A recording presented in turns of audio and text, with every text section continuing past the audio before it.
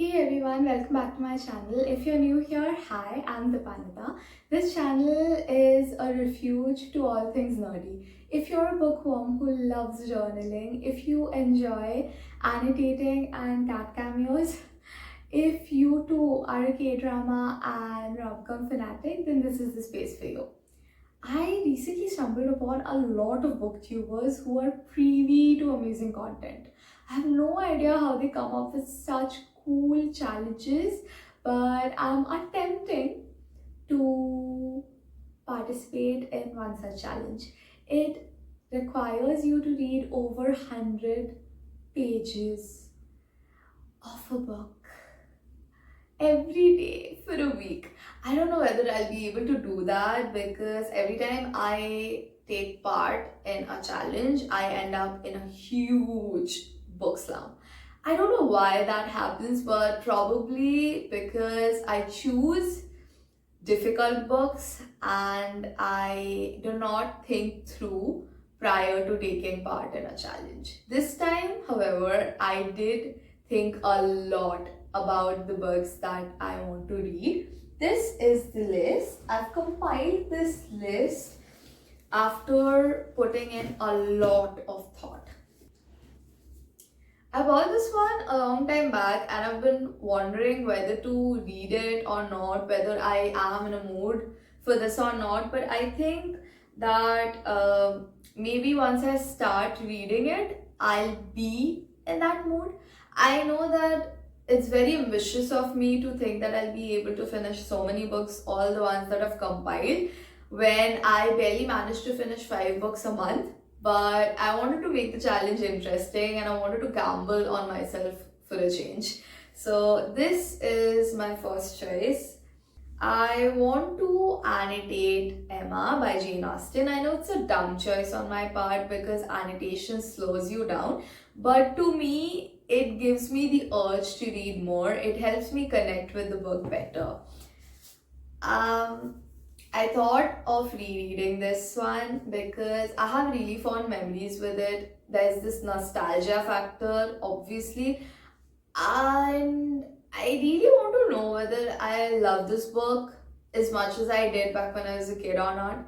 I have high hopes from it because I really do want to love it again and read it again. But the sole reason behind choosing this one was because it's a really tiny book, and I felt like after finishing this one, I'll feel very accomplished and I feel like picking up another book. You know, when you finish one book, you always think that maybe you're capable of reading another one. So I'm trying to psychologically manipulate myself into reading more. This is a bold choice because it is a series, and after I finish this one, if I do that is, then I'll feel like continuing with the rest of the book. So I don't know whether I want to pick it up just yet or not, but I want it to be in the compilation so that by chance if I can accomplish reading so many books, then I'll pick it up. I don't think that's happening at all because I have my internship, I have content writing gigs that I've taken up because I need the money, and I also have my regular classes going on right now. So I'm pretty sure that I won't be able to finish so many books. Maybe 3, but not as many as I've picked up. I'm a huge fan of Chitra Banerjee and I love her writing style. I think it's very, very unique. And I love her creativity. I love how she portrays her characters. I'm very, very excited about this one. Then there's The Great Gatsby. As far as I can remember, I think I've read a little bit of it, but I didn't find it as interesting when I started it. I think it has a lot to do with the age at which I picked it up. I picked it up as a teenager and it did not interest me at all. However, now that I'm not a teen anymore, I think I might like it. I know a lot of people who love this classic and I wanted to be among them for some reason. So this is the list. I know that it's not possible for me to be able to finish all of these, But let's hope that I can at least read three, and let's hope that I can read over 100 pages every day for a week. Day one, I was truly motivated to read more than 200 pages because I just thought I would be able to, and I wasn't wrong. I did. I read the entire book in the first day, and I'm so proud of myself.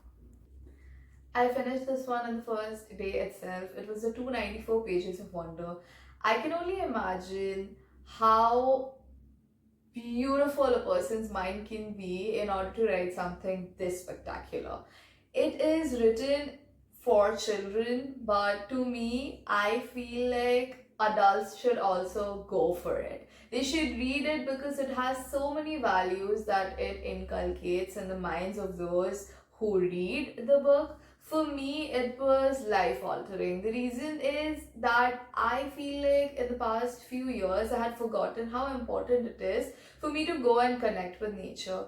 This work gave me that push, and right now, the goal that I have in my life is to do well so that by the time that I don't feel like doing anything anymore, I can just run away from the city, the chaos that it has, and just go build myself a tiny home in the mountains and live there in peace among the trees and among the birds and just feel connected with the nature. I know it sounds superficial, it probably sounds really tacky to you right now, but once you read this book, you'll realize why that pull is so magnetic, it's so strong.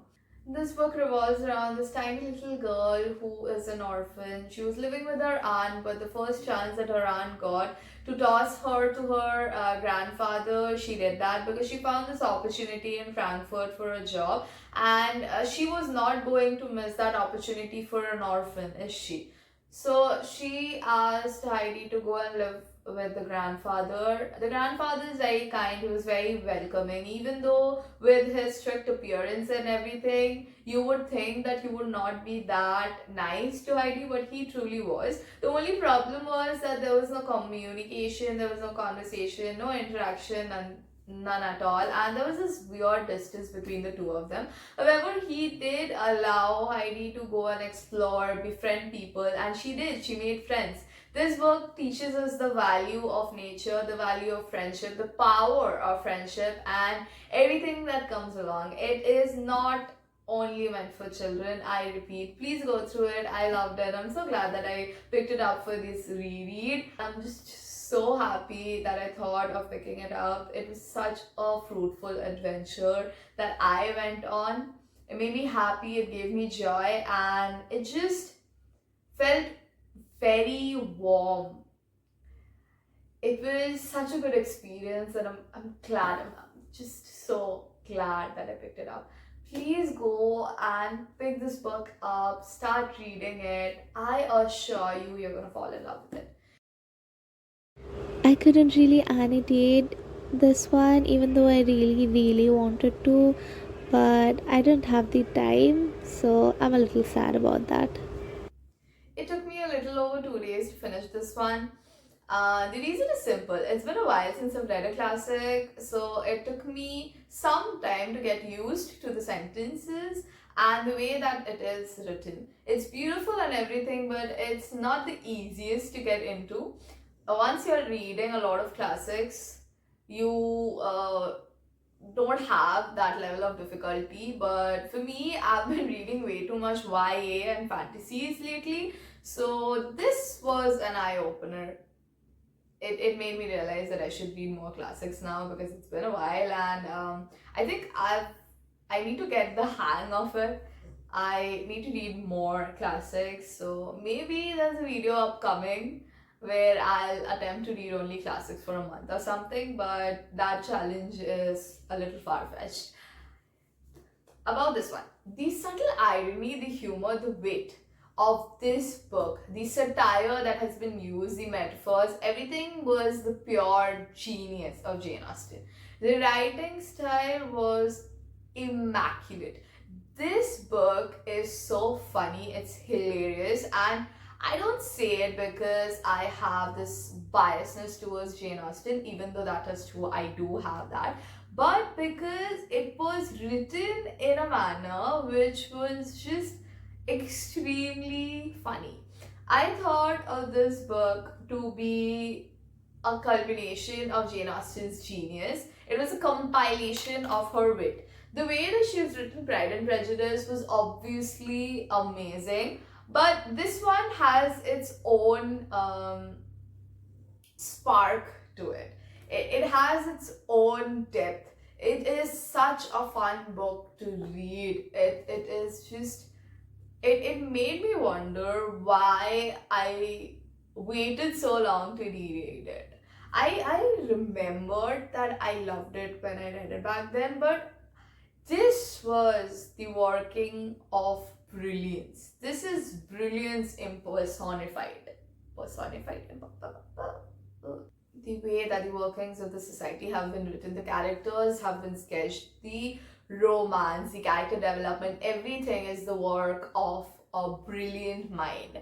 And it is just such a witty concept. I loved the way that she wrote about the society, about the human mind, about the mechanism of the then society. I am just at awe of her writing. It was so hilarious. I could not stop laughing for most of it. The writing made my heart flutter. It made me smile. It brought me so much joy that I can never explain in words. The way that Jane Austen writes her characters, the way that she crafts them, the manner in which she portrays and captures the very essence of relationships is just out of the world. It's extraordinary. I find myself reading and reading, and I can never stop unless I just absolutely have to, because her writing is just so fresh, it's so concrete, it's so beautiful, and it is so freaking lyrical that I just instantly get hooked. The character Emma is a self-proclaimed matchmaker. She just goes around manipulating people into relationships for some reason, and that is just so funny. It's such a good book. I could not put it down. I think it's one of her best works. I love Pride and Prejudice, and there is no comparing the romance in that. But if you're talking about something which is just a fun read, which is going to make you laugh and bring you a lot of joy, then this is the book for you. I am extremely glad that I read it, because the ego, the humor, the wit, everything that has been a part of this book was written in such a brilliant manner that I just could not stop obsessing over it. I was reading this book while I was coming to and fro from work and classes and everything, and I found myself laughing while I had other people sitting beside me. I do not care if they were thinking that I've gotten insane or not, because it's that good. Please go and read it. Please, please, please, please, please. This might be a tiny book, but it has more values to inculcate than any self help book you might find. It hides a lot for the adults to think about in the shadows. I love this book, it's a classic for sure, and I think that there's a bigger picture out there for us to check out. I know so far it's probably me fangirling over all the books that I've read, but I just can't help it because I think I chose the best books for this challenge. This one was so good. It is such a tiny book, it's such a cute and adorable book, but it has a lot more to offer than just plain delight. It is delightful, it's amazing, it's very adorable, very cute, all of it, but this book has a deeper meaning hiding in plain sight. It's just there. You read it, you will realize that it's more than just talking about children not being able to understand the adults. It's about the adults reading this book and realizing that it is true that once we start growing up, once we start acquiring more and more knowledge, we fail to realize how much we are truly lacking. There's a lot of things, simple questions that we fail to ask. We just go rationalize the situation and believe in the beliefs that we have taken in as lessons in classrooms. We've forgotten to ask these simple questions, and this book just gives you that hit. You read this book and you'll, at first glance, you'll probably not even realize that it has so much value within it. These pages are not just for you to read and think that, oh, it's just a comic book or something. It's not. It's a lot more than that. It is sad, it's depressing, it is a book that is going to make you think about a lot of things, about a lot of decisions that you have taken in your life, and it will give you that push to think whether while growing up you've forgotten a piece of yourself, whether you want to go back to your childhood and just gather up the things that have fallen down, stuff that would have made you a lot happier than you are presently. Are you happy though? If you're not, then maybe you have to read this book and realize what made you this unhappy or sad. After I finished this book, I realized that as an adult, I've forgotten to be happy, and I've forgotten that there's happiness everywhere that I look for. If only I can stop rationalizing and overthinking myself to death. This book was an eye opener. It was very emotional because it was a reread, and because I'm reading it as an adult, knowing there's more to this book than just what meets the eye, I've realized that it is a classic not only because it's a children's book or something, it's a classic because it applies to all adults. Maybe children will relate to it thinking that I can't understand why this adult is behaving in this manner. But once an adult picks it up, they'll realize that the children aren't probably that wrong in believing that we are doing crazy things. We are doing those crazy things in reality, and we have to question ourselves why. Do you know why? It took me 3 days to finish this one. It was not a fast paced read at all. Okay, this was not the best choice, I think. I think I would have enjoyed it a lot better had it not been a part of a challenge, but I had it in my mind that I had to read at least 100 pages every single day, so I tried to read it even though I didn't have the time to do so.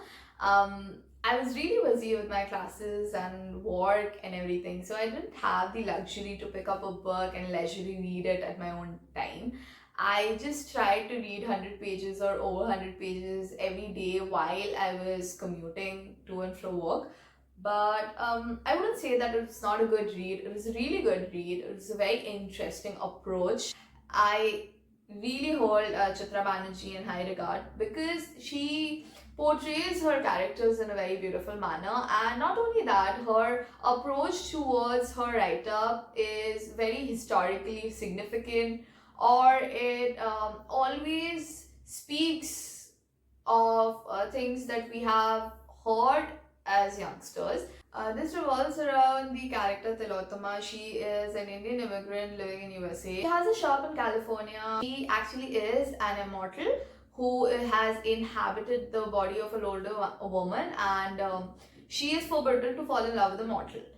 This is the very concept of the book, but it has a lot more to it than that. It talks about the struggles and challenges that the Indian immigrants face, or immigrant community in general faces in USA or a different country altogether, where they are not accepted fully, they're bullied, they're mentally tortured, and they're harassed constantly. It has a lot more to it that it meets the eye.